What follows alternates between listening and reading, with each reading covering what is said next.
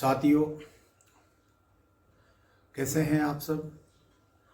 आज चर्चा करेंगे कि शेयर की ट्रेडिंग करते समय किन बातों का ध्यान रखें और क्या क्या बातें जो हैं वो ट्रेडिंग के समय ना करें और किन किन बातों को अप्लाई करें।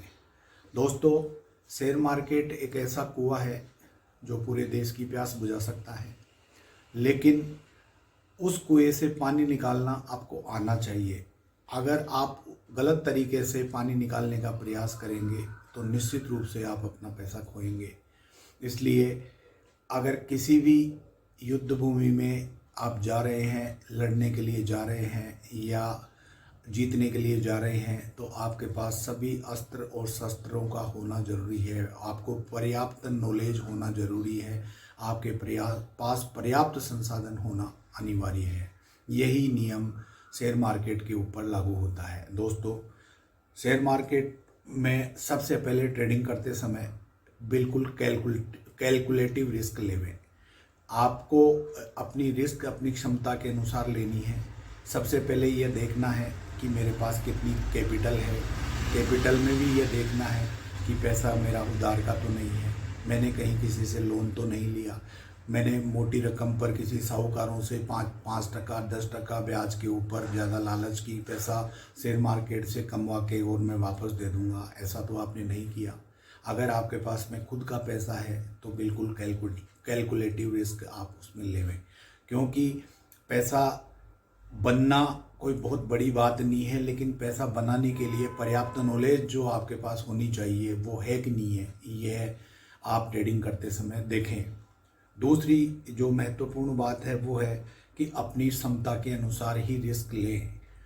आपके पास मान लीजिए 2 लाख रुपए की कैपिटल है और आप एक दिन में ही करोड़पति बनना चाहते हैं, तो आप क्या करेंगे, ओवर ट्रेडिंग करेंगे। ट्रेडिंग करने के बाद में ओवरलैपिंग सौदे करेंगे, ज़्यादा ट्रेड करेंगे, जिससे आपका मानसिक संतुलन बिगड़ जाएगा और आप उसमें नुकसान करने लग जाएंगे। और फिर एक दिन नुकसान करेंगे, दूसरे दिन फिर उस नुकसान की भरपाई करने के लिए ट्रेड करेंगे, न कि कमाने के लिए ट्रेड करेंगे। ऐसा निरंतर आपका एक परंपरा, एक सिलसिला प्रारंभ हो जाएगा और आप निश्चित रूप से बाज़ार में लॉस करके ही जाएंगे। दोस्तों, एक छोटी सी एक कहावत है कि बाज़ार में जब कोई नया व्यक्ति आता है तो टन्स ऑफ मनी लेके आता है और नॉलेज बिल्कुल जीरो लेके आता है। लेकिन बाज़ार से जब कुछ समय के बाद जब वो जाता है तो उसका टन्स ऑफ मनी जो वो लेके आया है वो उसका जीरो हो जाता है और नॉलेज वो टन्स ऑफ मनी लेके जाता है, क्योंकि वो तब ज्ञान देने के काबिल हो जाता है कि अब ऐसा करना चाहिए। लेकिन ऐसा ज्ञान देने की उसकी जो क्षमता है, जो उसमें बातें उसने सीखी हैं, वो टन्स ऑफ मनी गंवा कर सीखी हैं। तो आप ऐसा नहीं करें। आप बाज़ार में आएँ उससे पहले ही टन्स ऑफ मनी ज्ञान लेकर आएँ। पैसा चाहे लाए या नहीं लाएं, पैसा तो आप बाद में भी इन्वेस्ट कर सकते हैं, लेकिन बाज़ार का नॉलेज होना आपको बहुत ज़रूरी है। अगली जो बात है वो है कि कभी भी ट्रेडिंग में सट्टे की प्रवृत्ति रखकर ट्रेड नहीं करें।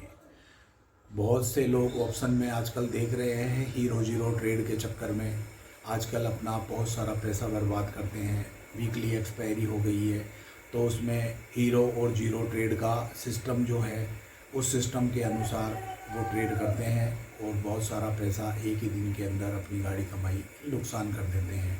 भैया, क्यों करना है तुमको हीरो जीरो? बाज़ार से आप पहले पैसा कमाना सीखो, उसके बाद ट्रेड करो।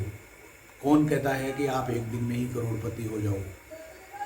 बहुत सारे नॉइज़ और बहुत सारे लोगों का ये रहता है कि हीरो जीरो ट्रेड करना है, हीरो आज का हीरो जीरो ये है। भैया, क्यों सट्टे की प्रवृत्ति को आगे बढ़ाते हो? हीरो और जीरो कुछ भी नहीं होता है, गैम्बलिंग होता है, एक प्रकार का सट्टा है, एक प्रकार का नशा है, उससे बचना चाहिए। अगर आपको एक सफल ट्रेडर बनना है या एक अच्छी ट्रेडिंग करनी है तो हमेशा इस प्रकार के सौदों से आप हमेशा दूर रहें। बाज़ार में आप किसी भी स्टॉक से कोई भावनात्मक लगाव या प्रेम नहीं करें कि रिलायंस मेरे को बहुत अच्छा लगता है, टाटा स्टील मेरे को बहुत अच्छा लगता है।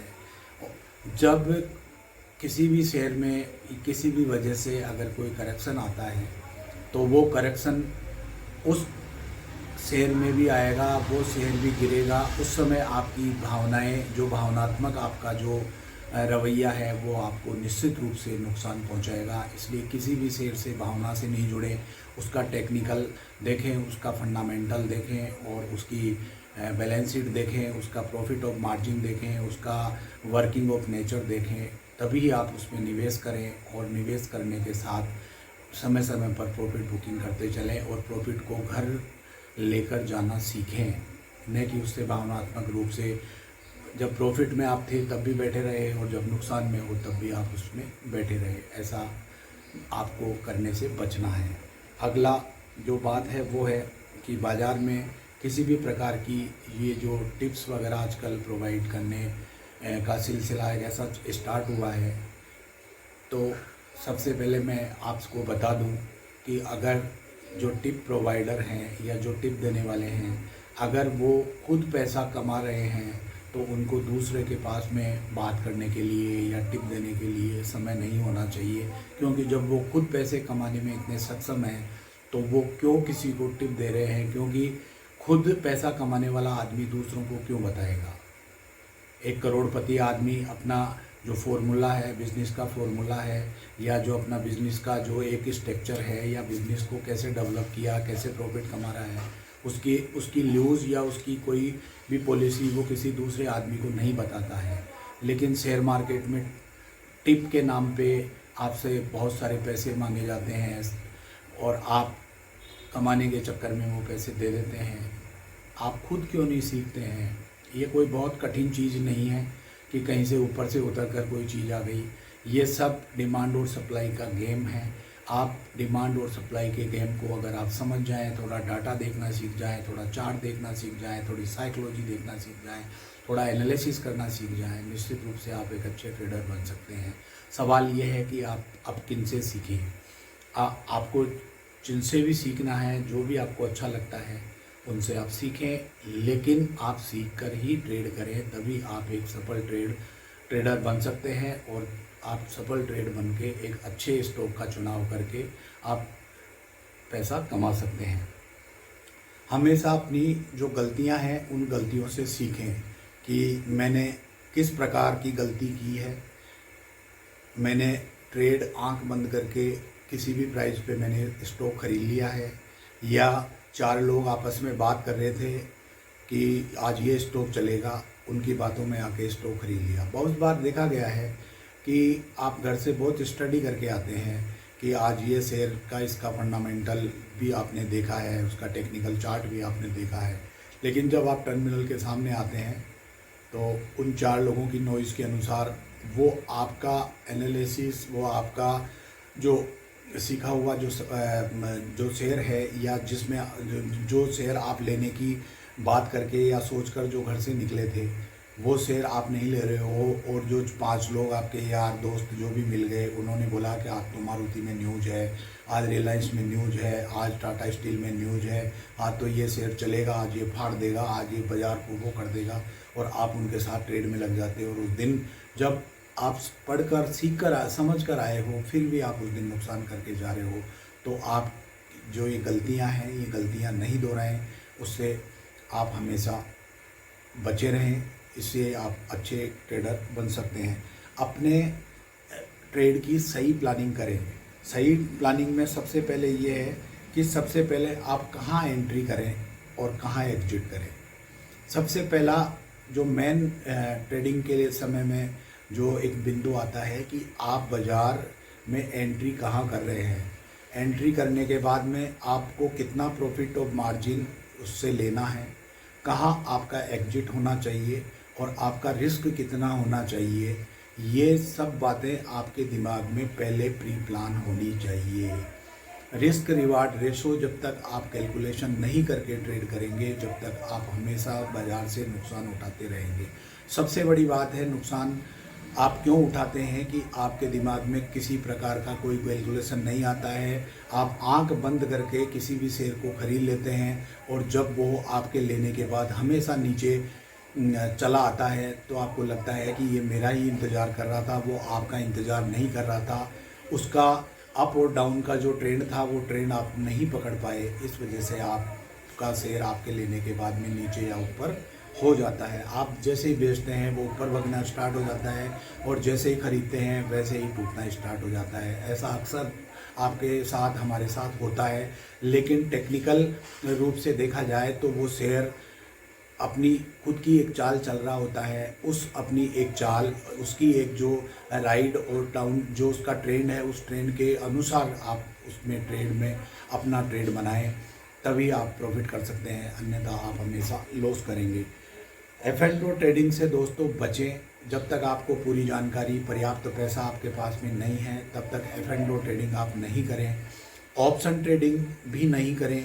ऑप्शन ट्रेडिंग में सबसे ज़्यादा जो दिक्कत ये रहती है कि शेयर आपके अगेंस्ट में अगर नहीं चला, मान लीजिए कि आज आपने 200 रुपये में एक ऑप्शन खरीदा, किसी भी स्ट्राइक प्राइस का मान लें 200 रुपये में, तो आपने 200 रुपये स्ट्राइक प्राइस का जो स्ट्राइक प्राइस में आपने मान लीजिए किसी का ऑप्शन खरीदा है, तो 200 रुपये जब आपने किसी को खरीदने के लिए दिए रहे, तो उसके सामने बेचने वाला भी तो 200 रुपये किसी चीज़ को बेच 200 रुपये में उसको बेच रहा है। 200 रुपये बेचने का उसका अर्थ ये हुआ कि वो बाज़ार को नीचे लाना चाहता है और आप बाज़ार को ऊपर ले जाना चाहते हैं।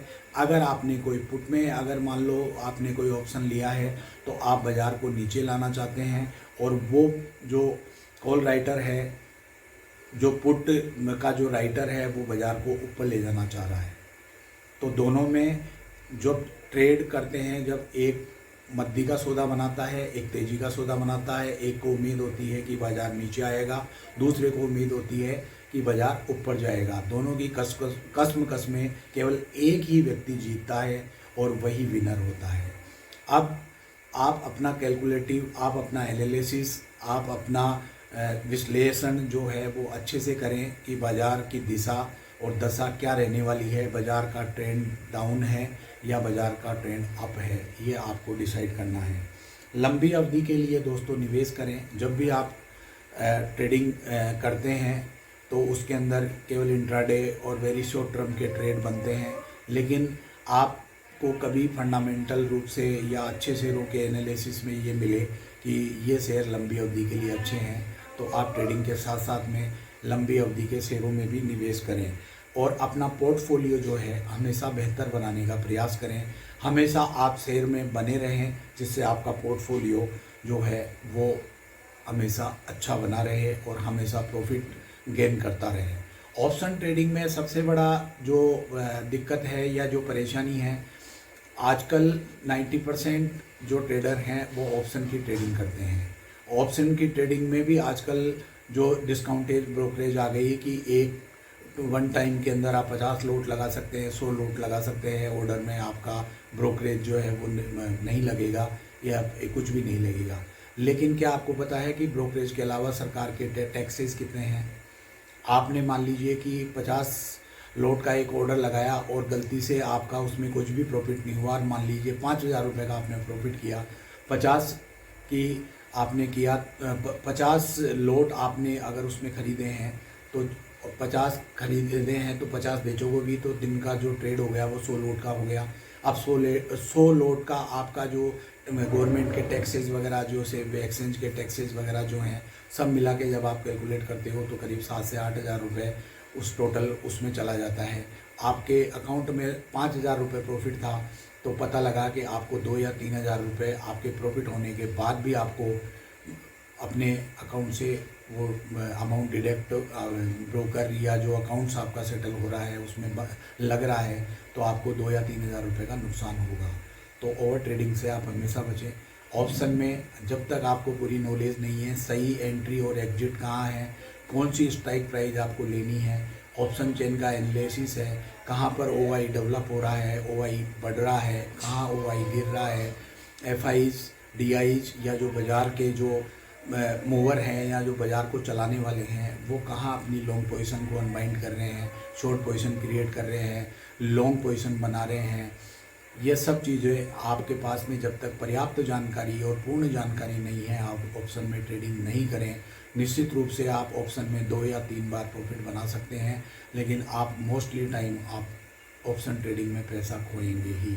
क्योंकि time DK, premium DK, theta, cos theta, tan theta, ये सब चीज़ें जो है ये इस पे असर डालती हैं। इन चीज़ों का आपको जानना अति आवश्यक है। जब तक आप इन चीज़ों का अध्ययन गहराई से नहीं करेंगे, ऑप्शन के बारे में आप ज़्यादा, ऑप्शन एक्चुअल में बेसिक रूप से पोजीशन को हेज करने के लिए किया जाता है, लेकिन पोजीशन आजकल हेज नहीं करके और लोग आजकल ऑप्शन को ही ऐसा धंधा बना लिया कि पता नहीं उसमें कितना रुपए कमा लेंगे। इसलिए ऑप्शन में बहुत सोच समझ कर ट्रेड करें। रिस्क जो है वो कैलकुलेटिव लेवें, लिमिटेड लेवें और अच्छे प्रकार से ट्रेड करके और पैसा बनाएं। इसके साथ में शेयर बाज़ार में जो मेन जो बात जो ट्रेडिंग के अंदर जो है वो है कि प्लानिंग पोजीशन अपनी क्या रहे। प्लानिंग पोजीशन में ये है कि कोई शेयर मान लीजिए उसका लोड 5,000 का है, किसी का 8,000 का है, किसी का 10,000 का है। स्टॉक जो में जैसे मान लीजिए कि टाटा स्टील है, टाटा स्टील का 5500 का लोड है। अब मान लीजिए कि अगर 15 पैसे का भी मूवमेंट होता है तो करीब 700-800 रुपये का उसमें मूवमेंट आपके ट्रेडिंग अकाउंट पे उसका फ़र्क पड़ता है। वहीं निफ्टी का जो लोड है वो 50 का है। बैंक निफ्टी का जो है वो अभी 25 का है, थोड़े दिनों में वो 15 का होने वाला है। तो अपनी रिस्क के अनुसार कैलकुलेशन करके और अपनी जो है वो क्षमता के अनुसार अपना ट्रेड लें और उसकी साइज़ देखें। उसमें एम टू एम क्या आएगा, मार्केट टू मार्केट लॉस क्या आना है, लॉस कितना लेना है और प्रॉफिट कितना लेना है, ये सब चीज़ें आपके ट्रेडिंग के समय डिसाइड होनी चाहिए। कब फिर आप मान लीजिए किसी शेयर में निवेश कर रहे हैं या दिन की ट्रेडिंग कर रहे हैं या लंबी अवधि के लिए आप चुनाव कर रहे हैं, तो उसमें आप देखें कि कंपनी का टर्नओवर क्या है, कंपनी का मार्जिन क्या है, कंपनी का मैनेजमेंट कौन है, कंपनी में डेब्ट कितने हैं, इक्विटी रेशो कंपनी का कितना है, कंपनी की वैल्यूएशन क्या है। इन सभी बातों पर विचार करने के बाद ही आप कोई ट्रेड उसमें बनाएं और ट्रेड करने के बाद में आप उसमें अगर मान लो लंबी अवधि के लिए भी बना रहना चाहते हैं तो आप उसमें बन सकते हैं। सबसे बड़ी जो शेयर मार्केट में जो डेली ट्रेडिंग करते हैं उसमें सबसे बड़ा डर ये होता है कि कहीं मेरा पैसा चला नहीं जाए। वो एक डर की भावना से काम करते हैं। जब आपने सही स्टॉक का चुनाव किया है, सही आपने सारा एनालिसिस किया है, तो फिर डर किस बात का। आपको डर छोड़ना पड़ेगा, आपको बाज़ार को समय देना पड़ेगा, लंबी अवधि के नज़रिए से आपको बाज़ार को देखना पड़ेगा, तभी आप जो है वो पैसा बना पाएंगे। कम समय में आपके लालच में कम समय में ट्रेड करके आप पैसा ज़्यादा नहीं बना सकते। ये एक प्रकार का लालच है जो आपको हमेशा एक नुकसान देगा। बाज़ार में हमेशा उतार चढ़ाव में एक राजनीतिक प्रभाव जो है वो भी इम्पोर्टेंट होता है।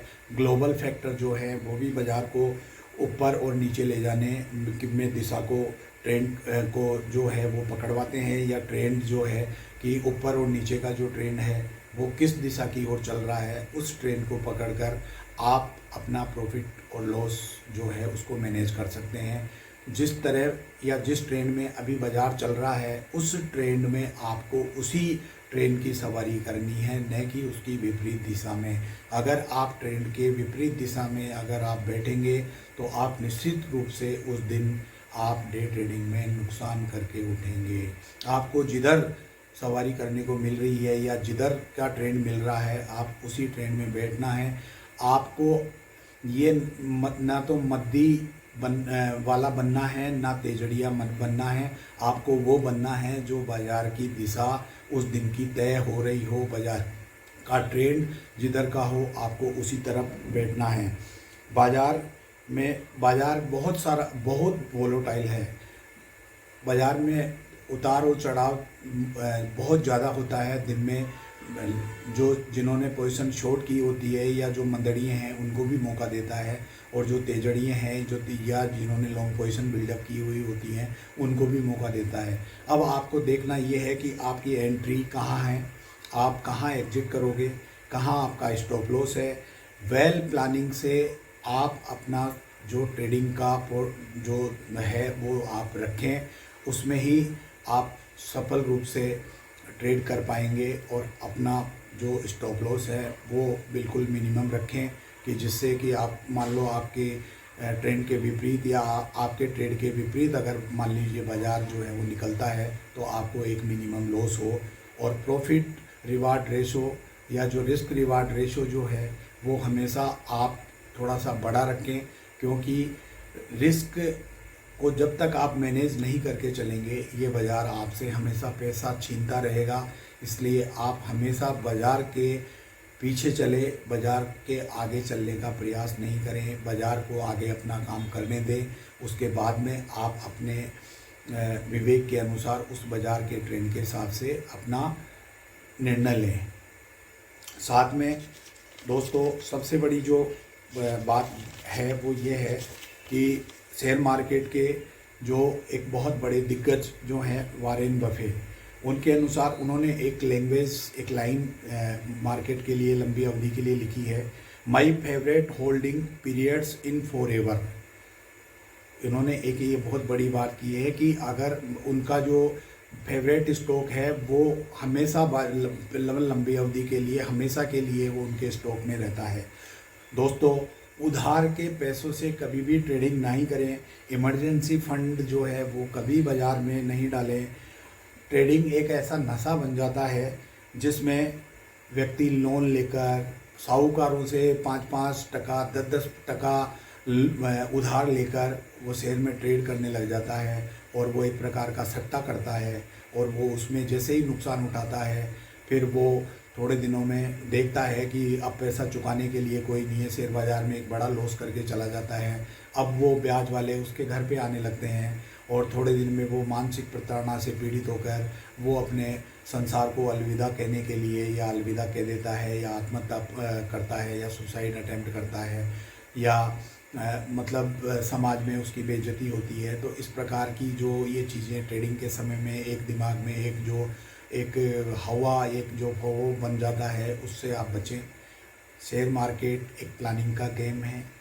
एक प्लानिंग आप सीख के समझ के अच्छे से उसका विश्लेषण करके आप अगर उसको निश्चित रूप से एक बिज़नेस के रूप में करेंगे तो आपको निश्चित रूप से फ़ायदा देगा।